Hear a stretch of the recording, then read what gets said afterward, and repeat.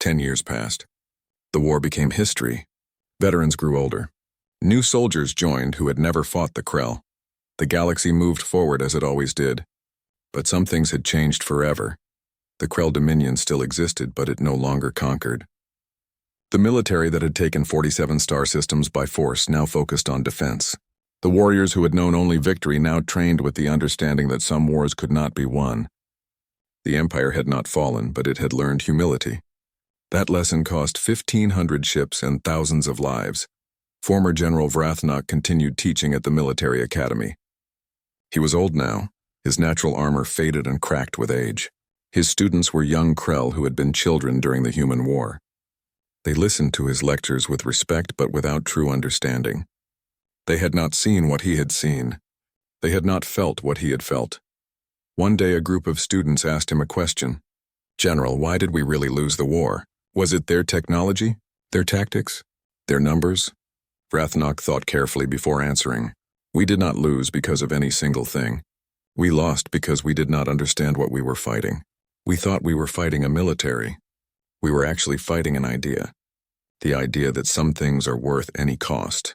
The idea that freedom is more valuable than life itself. The idea that surrender is worse than death. You cannot defeat an idea with warships." One young student spoke up. "But we are warriors too. We value honor and strength. Why were the humans different?" Vrathnok nodded. "That is the right question. We value honor and strength, yes, but we also value survival and victory. When faced with certain defeat, we negotiate. We retreat. We preserve our forces for another day. That is rational. That is smart. The humans do not think that way. When faced with certain defeat, they fight harder. They take more risks. They do things no rational being would do. And sometimes that irrationality wins." Meanwhile, on a human space station orbiting Earth, Admiral Daniel Price stood on an observation deck watching ships come and go. He had been promoted twice more in the 10 years since the war. Now he commanded the Terran Third Fleet, one of the most powerful military forces humanity had ever assembled. The war had taught humanity to stay strong. The peace had given them time to build that strength. A message arrived on his personal communicator. Former General Vrathnok was visiting the station as part of a military exchange program. He had requested a meeting with Admiral Price. The two had never spoken directly despite being enemies for 2 years. Price was curious. He accepted the meeting. They met in a private conference room with a view of Earth below. General Vrathnok entered first, his large frame barely fitting through the human-sized door. Admiral Price entered a moment later. They studied each other in silence. Former enemies, old warriors, survivors. General Vrathnok offered the human greeting gesture, extending his clawed hand. Admiral Price grasped it carefully, remembering to be gentle with the aged warrior. They sat down across from each other. "I have wanted to meet you for many years," Vrathnok said. "You were my greatest adversary. You taught me more about war than any victory ever did." Price smiled slightly. "I was desperate and improvising most of the time, General. You were the brilliant one. If you had been more ruthless, if you had ignored your supply lines and just pushed straight for Earth, you might have won." "Perhaps," Vrathnok agreed. "But at what cost? I realized that conquering your species was impossible because you would never stop fighting. Even if we destroyed your fleet and occupied Earth, there would have been resistance, sabotage, insurgency. You would have made ruling you more expensive than defeating you." "That was the plan," Price admitted. "We could not beat you ship for ship. We had to make you not want to beat us." They sat in silence for a moment, watching Earth slowly rotate below. The planet that had birthed humanity. The world that had forged them in endless hardship. The home they had been willing to die for. "Why did you resign?" Price asked. "You could have continued. The Dominion would have sent more ships." Vrathnok's mandibles clicked in what might have been a sigh. "Because I realized that my greatest fear was not losing the war. It was winning it. If we had defeated humanity, the Dominion would have become arrogant. We would have believed no species could stand against us. We would have continued conquering until we met someone even more stubborn than you, and that war might have destroyed us completely." He looked at Price directly. "You did not defeat the Krell Dominion, Admiral. You taught us that there are limits to what force can achieve. That is a more valuable lesson than any victory." Price considered this. "We learned something too. Having a powerful enemy is not always bad. Our military improved dramatically because we had to fight you. Our technology, our tactics, our unity as a species, we are stronger now than we were before the war. So maybe both our peoples benefited. Vrathnok made a sound that might have been laughter. That is a very human way to think.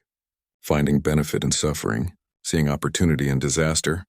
We learned it from our planet, Price said. Earth tried to kill us for millions of years. We learned to adapt or die. Now we adapt to everything. They talked for 2 more hours, sharing stories of the war from different perspectives.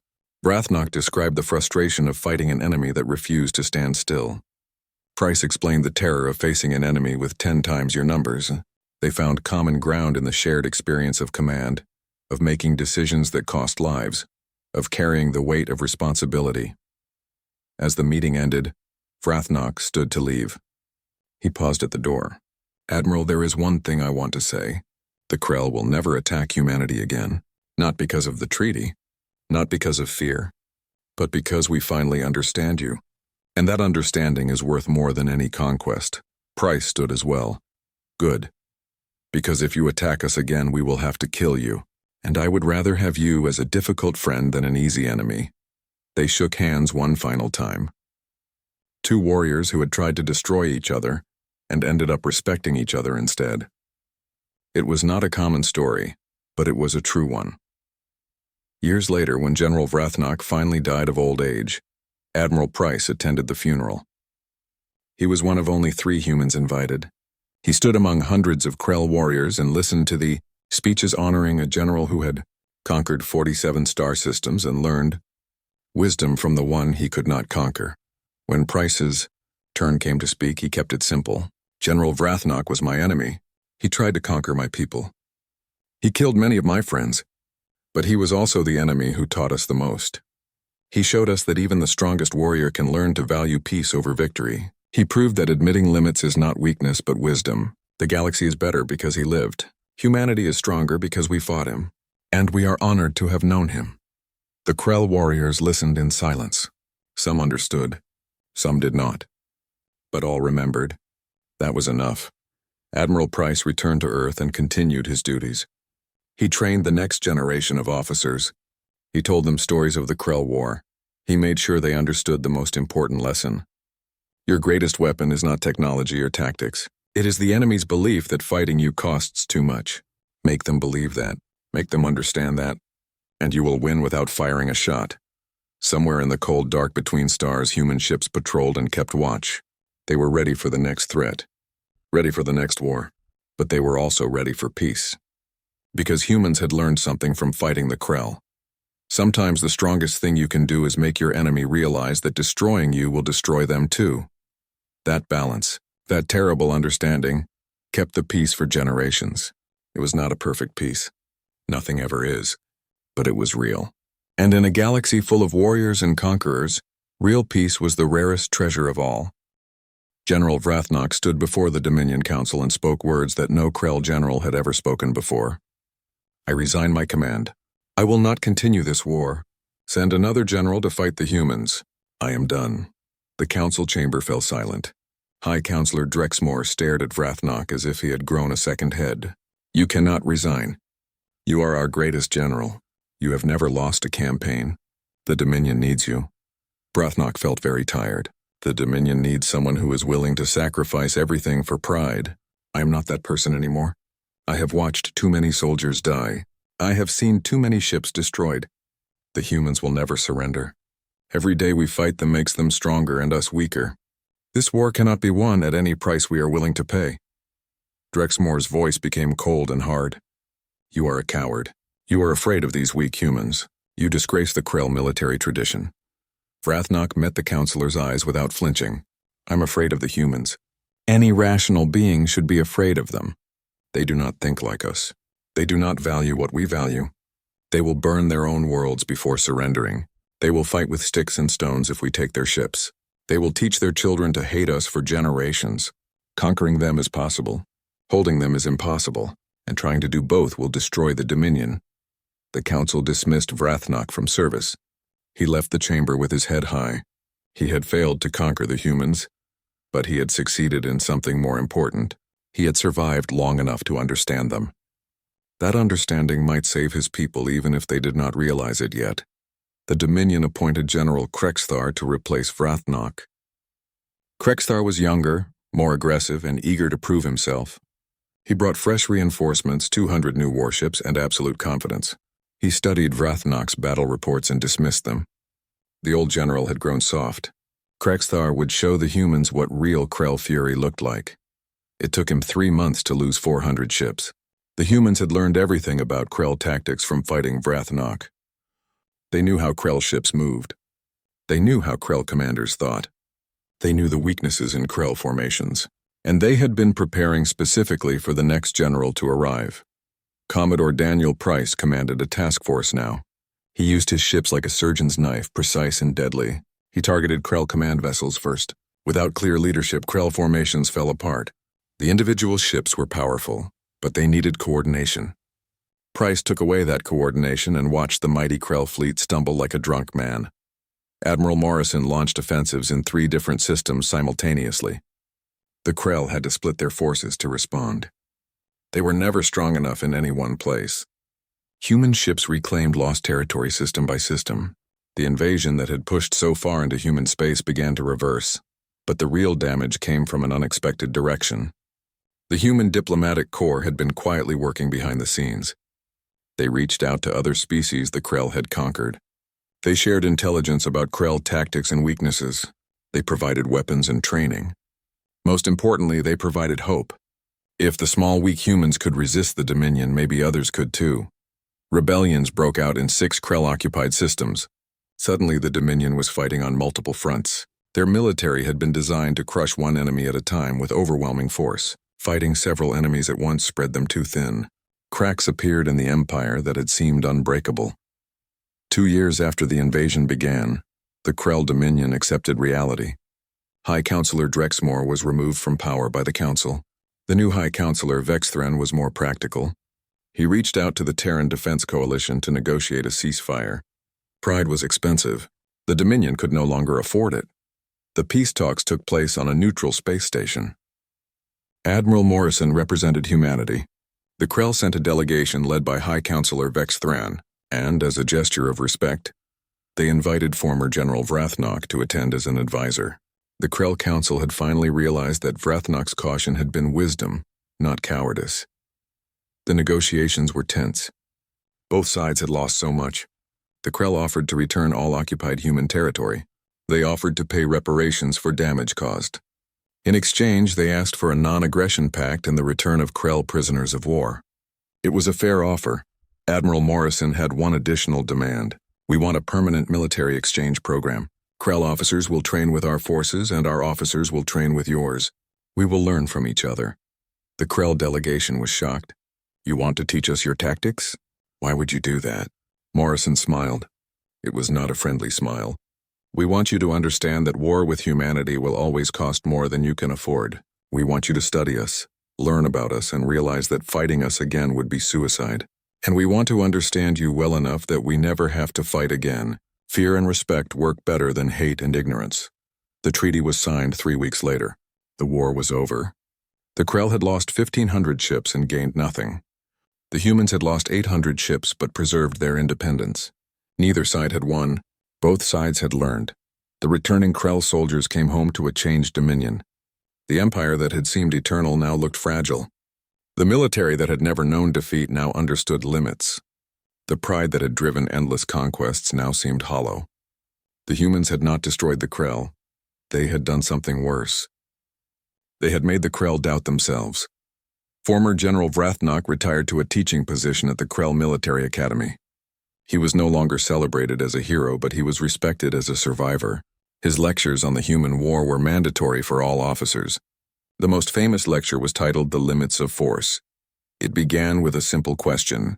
What is the point of victory if it costs everything you value? Meanwhile, on Earth and Mars and the other human worlds, soldiers came home to parades and tears. They had saved humanity from conquest. They had fought impossible odds and survived. But the victory felt strange because they had not truly won. They had simply made losing too expensive for the enemy. It was not glorious. It was practical. It was very human.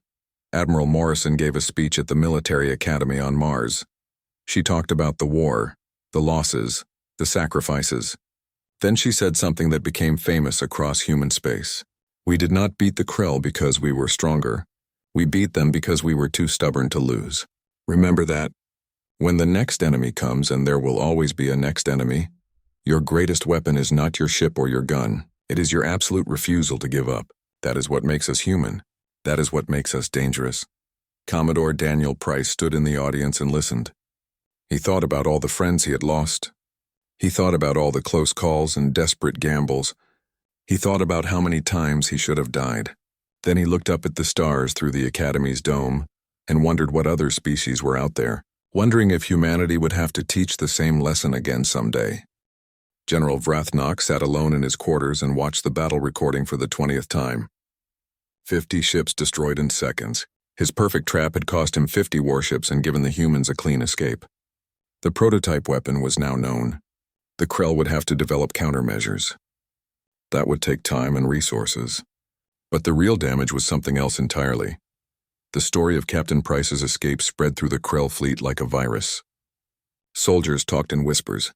Officers questioned their orders. The humans were supposed to be weak. The conquest was supposed to be easy. But 6 months had passed and the war showed no signs of ending. Every victory cost more ships. Every advance took more time. The Krell war machine was bleeding. High Counselor Drexmore contacted General Vrathnok from the homeworld. The counselor's face filled the screen, his expression angry. General, what is happening? Our intelligence said the humans would break easily. Why are they still resisting? Why have we lost over 400 ships? When will this war end? Vrathnok had spent months thinking about these questions. He finally had an answer. High Counselor, the humans are not like other species. They do not fight for victory. They fight because surrender is unthinkable to them. Every loss makes them more dangerous, not less. Every setback teaches them something new. They are not trying to defeat us. They are trying to make conquering them cost more than it is worth. Drexmore's voice rose in anger. That is absurd. We have never abandoned a conquest. We are the Krell Dominion. We do not surrender. We do not retreat. We will crush these humans no matter the cost. General Vrathnok looked at the casualty reports on his desk. Then we may die learning, he said quietly. The invasion continued, but something had changed. The certainty was gone. Krell soldiers no longer joked about easy victories. They checked their weapons twice before battle. They looked at the stars differently, knowing that death could come from any direction. Fear was a new emotion for the Krell military. It was also a deadly one. Captain Daniel Price had been promoted to Commodore. He now commanded a task force of 40 ships. His tactics had been studied and copied by other human commanders. Dozens of officers were using his methods. Hit and run. Use the environment as a weapon. Make every shot count. Never fight fair. The humans were evolving, adapting, learning faster than the Krell could counter. Admiral Kate Morrison launched her counteroffensive 9 months into the war. She had been trading space for time, giving up territory while building up her forces. Now she struck at the Krell logistics network. Human ships attacked fuel depots. They sabotaged manufacturing facilities. They hunted transport ships. The Krell war machine began to sputter and choke. General Vrathnok found himself fighting a type of war the Krell had never experienced. The humans used civilian ships as scouts. They disguised military vessels as cargo freighters. They recruited people in occupied territories to spy for them. They launched computer attacks that corrupted Krell navigation systems. They broadcast false communications to spread confusion. They were fighting dirty, and it was brutally effective. The Krell military had been designed for one thing: overwhelming force in direct combat. They had never needed spies. They had never developed guerrilla tactics. They had never fought an enemy that refused to stand still and be killed. The humans were rewriting the rules of war, and the Krell could not adapt fast. Enough! The turning point came at the Battle of Mars. General Vrathnok gathered 600 ships for a decisive assault on the human shipyards orbiting the Red Planet. If he could destroy humanity's production capacity, they would be unable to replace their losses. It was sound strategy. It should have worked. Admiral Morrison responded by pulling almost every available ship to defend Mars. 300 human vessels against 600 Krell. The numbers were hopeless. General Vrathnok allowed himself to feel confidence for the first time in months. This would be the battle that broke the humans. This would be the victory that ended the war. Commodore Price commanded a wing of 40 destroyers. His orders were to harass the Krell flanks, draw off some enemy ships, create confusion. Standard tactics. But as the battle began, Price saw something. An opportunity, a chance, a possibility so crazy it might actually work. He contacted Admiral Morrison directly. "Admiral, I have an idea, but it is going to look like I have lost my mind." Morrison was watching her fleet being slowly ground down by superior Krell numbers. She knew she was losing. She knew her people were dying. She made a decision in 3 seconds.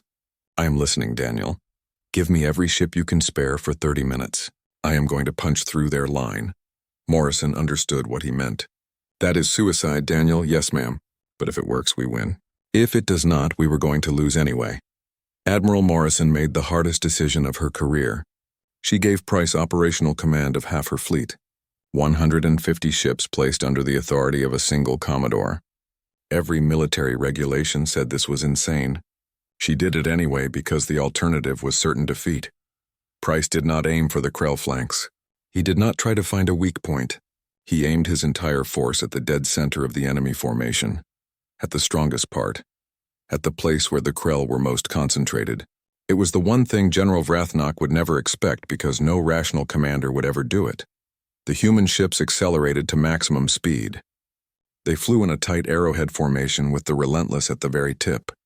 Krell weapons tore into them. Ships died by the dozens, ripped apart by focused fire. Explosions bloomed across the void. But the survivors kept going. They did not slow down. They did not turn away. They plowed into the Krell line like a spear into flesh. General Vrathnok watched in disbelief from his command ship. The humans were not trying to win. They were trying to break through. 60 ships died in that charge, their crews knowing they were flying to their deaths, but they did it anyway. They punched a hole through the center of his formation and emerged on the other side. For 15 critical minutes, the Krell fleet was split in two. The perfect military formation that had conquered 47 star systems was cut in half. Ships could not coordinate. Orders were confused. The machine broke. Admiral Morrison immediately exploited the gap. She threw the rest of her fleet at the separated Krell wings, preventing them from reuniting. And then Price's battered group turned around and attacked from behind. Caught between two forces, unable to maneuver properly, the Krell fleet began to crumble. General Vrathnok gave the order he never thought he would give. Retreat. Full withdrawal. All ships pull back. It was the first time in Krell history that a general had ordered retreat from a battle they were expected to win. The shame would follow him forever, but he did not care. He could not watch any more of his soldiers die for a victory that cost too much. The Battle of Mars lasted 6 hours. The humans lost 130 ships. The Krell lost 350. But more importantly, the Krell lost something else. They lost the belief that they could not be beaten. They lost their certainty. They lost their will to continue. That night, General Vrathnok made a decision that would define the rest of his life. Captain Daniel Price stood on the bridge of the Relentless and looked at the tactical display. 40 Krell warships surrounded his small group of 5 destroyers. The math was simple and brutal. He was going to die here. His crew knew it too. He could see it in their faces. But nobody suggested surrender. That was not how humans worked. Captain Lisa Harper commanded the destroyer Defiant. Her ship was part of Price's small fleet. She opened a private communication channel. "Daniel, we need to retreat. We cannot win this fight. There has to be another way." Price studied the tactical map. The Krell ships were moving into position, preparing to fire from all sides at once. There was no escape route, but there was something else on his screen. A small mining facility on the moon below them. It had been evacuated weeks ago when the Krell invaded the system. The facility had stored fuel for the mining ships, tanks and tanks of hydrogen and oxygen, enough to power dozens of mining vessels for months. Price smiled. It was not a happy smile. It was the smile of a man who just found a weapon nobody else saw. He opened the fleet channel. "All ships follow my lead. We are going to fly close to the moon surface. Make it look like we are panicking. Make them think we are running scared." The 5 human destroyers suddenly accelerated toward the moon. They flew erratically, changing course randomly, looking desperate and disorganized. The Krell warships followed eagerly.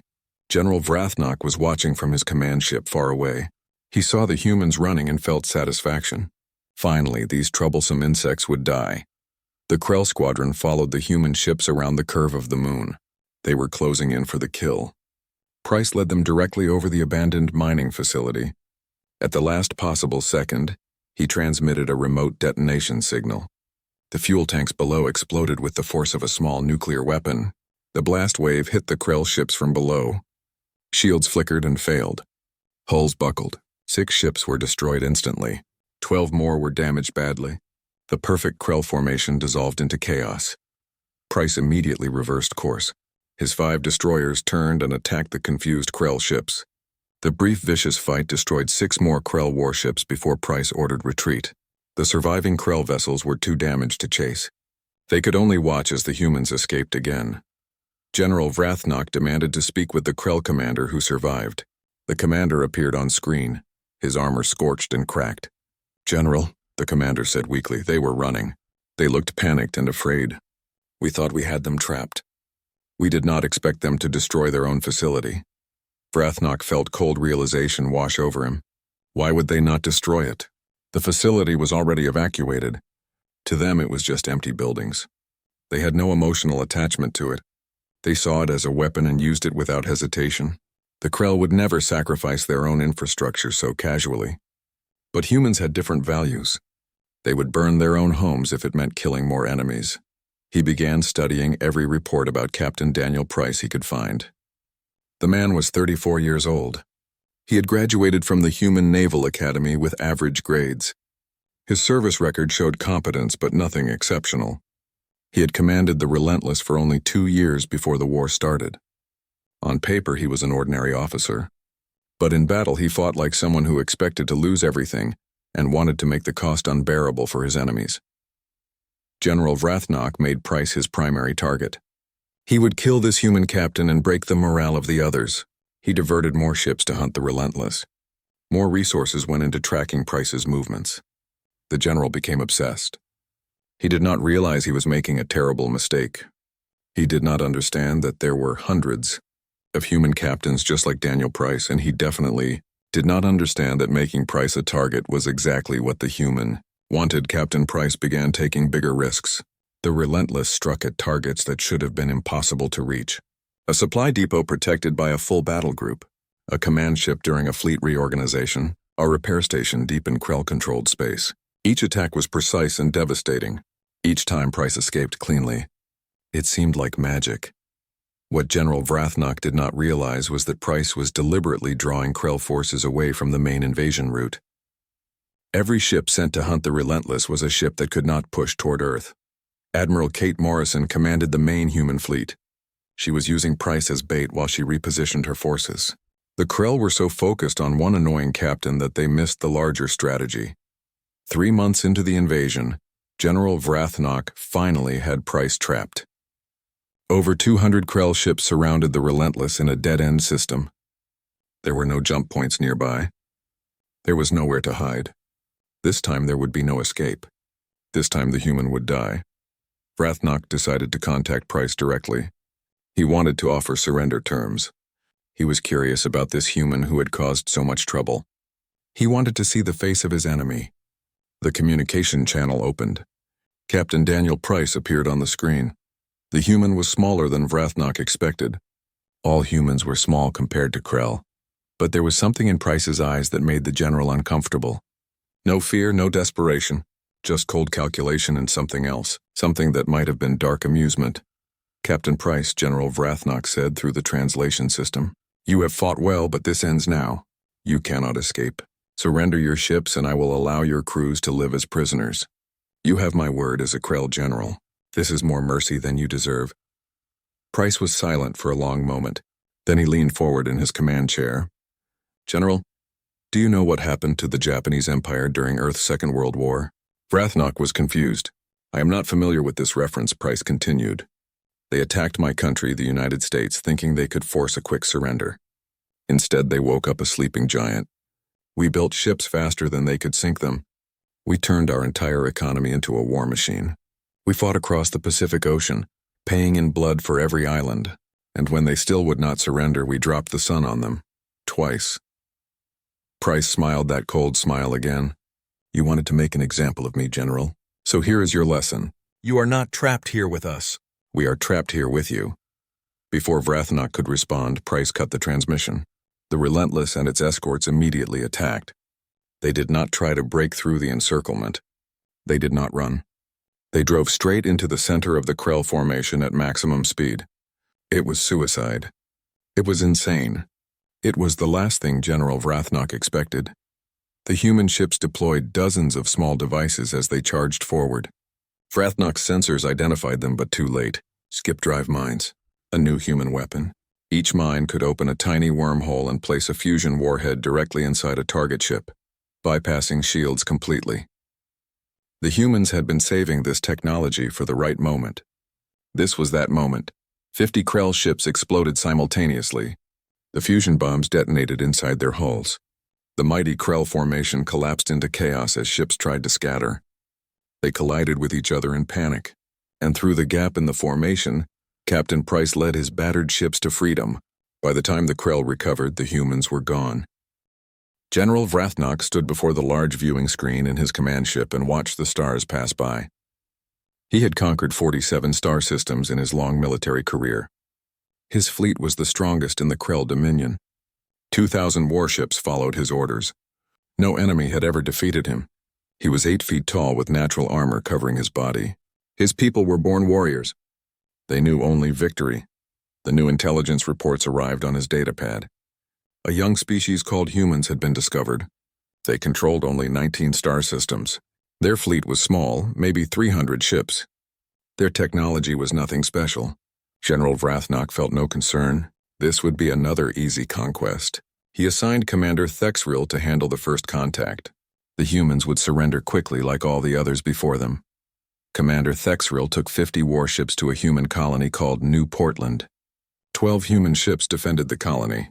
The battle lasted 4 hours. All 12 human ships were destroyed. Commander Thexril reported an easy victory to General Vrathnok. The invasion was going exactly as planned, but something in the battle reports made Vrathnok pause.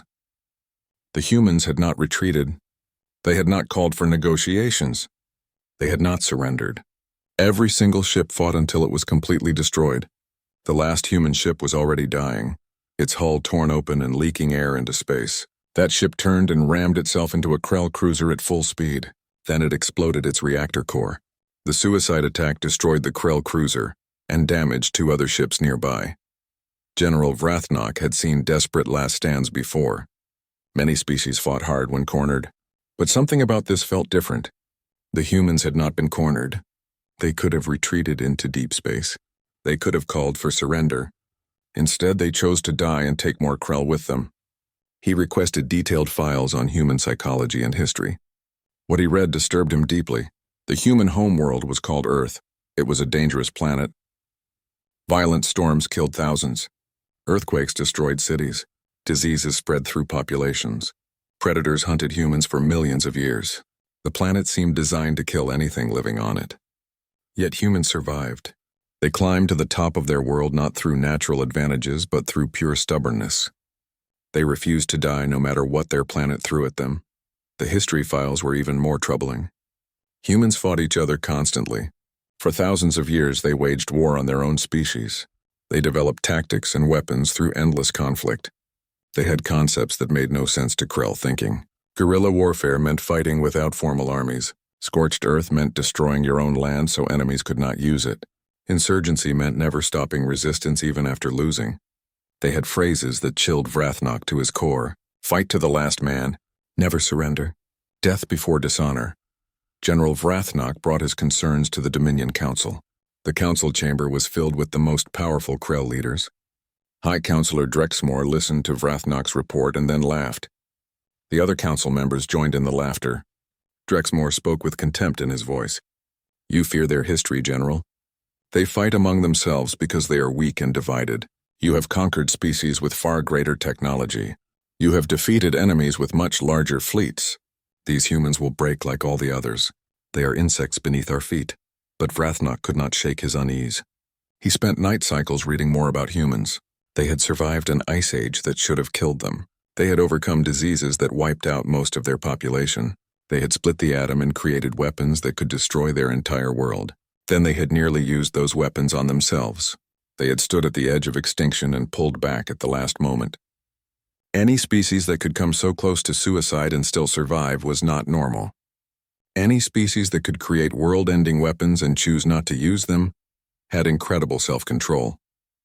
But any species that created such weapons in the first place was also capable of unthinkable violence. General Vrathnok made a decision. He would take personal command of the invasion. He would not trust this to subordinates. If the humans were as dangerous as he suspected, this needed his full attention. He assembled his entire armada. 1,500 warships gathered in formation. He would strike at Earth itself. If he could break their homeworld, all the colonies would surrender. It was the logical strategy. It had worked 47 times before. His fleet entered the Sol system 3 weeks later. General Vrathnok expected the humans to gather all their ships to defend Earth. He had prepared battle plans for every possible defensive formation. He knew how species reacted when their homeworld was threatened. They became emotional. They made mistakes. They could be defeated, but the human fleet did not gather at Earth. Instead, it scattered into dozens of small groups. They did not fight in formation. They hit supply lines and ran away. They attacked the edges of his fleet and disappeared. They hid behind moons and asteroids. They laid mines in his path. They broadcast false signals to confuse his sensors. They made his fleet spread out and become paranoid. Days became weeks. His ships were everywhere but fighting nothing. It was frustrating and made no sense. One of these small human groups was commanded by Captain Daniel Price. His ship was called the Relentless. It was just a destroyer, small and lightly armed. General Vrathnok did not even know this captain existed, not yet. That would change very soon. A Krell supply convoy was moving through an asteroid belt. 20 warships guarded the convoy. It should have been completely safe. Captain Price took 5 destroyers and used the asteroids as hiding places. His crews had spent 3 days attaching rocket engines to several large asteroids. They slowly changed the orbit of these space rocks. When the Krell convoy passed through the belt, Price activated the rocket engines. A dozen mountain-sized asteroids suddenly accelerated directly into the convoy's path. The Krell ships scattered in panic to avoid being crushed. Their defensive formation broke apart. That was when Price's 5 destroyers attacked from 3 different directions. They targeted the vulnerable supply ships. 4 cargo vessels exploded. 2 more were badly damaged. The entire attack lasted 11 minutes. Then the human ships vanished back into the asteroid field. The Krell warships could not follow safely through all the floating rocks. General Vrathnok studied the battle recordings personally. The tactic was clever but not impossible. What disturbed him was the planning required. The humans had waited patiently for days, hidden and silent, preparing their trap. They had used their environment as a weapon. They had turned lifeless asteroids into devastating projectiles. This showed patience, creativity, and a willingness to think differently than traditional warriors. He ordered his forces to hunt down the Relentless and destroy it. 40 Krell warships were sent to eliminate Captain Price. They cornered his 5 destroyers near one of Jupiter's moons. There was nowhere to run. The Krell force outnumbered the humans 8-1. Victory was certain. General Vrathnok watched the battle remotely, expecting to finally see these troublesome humans die. He was about to learn his first real lesson about fighting humans. They did not think like Krell. They did not fight like Krell. And they certainly did not lose like anyone else in the galaxy.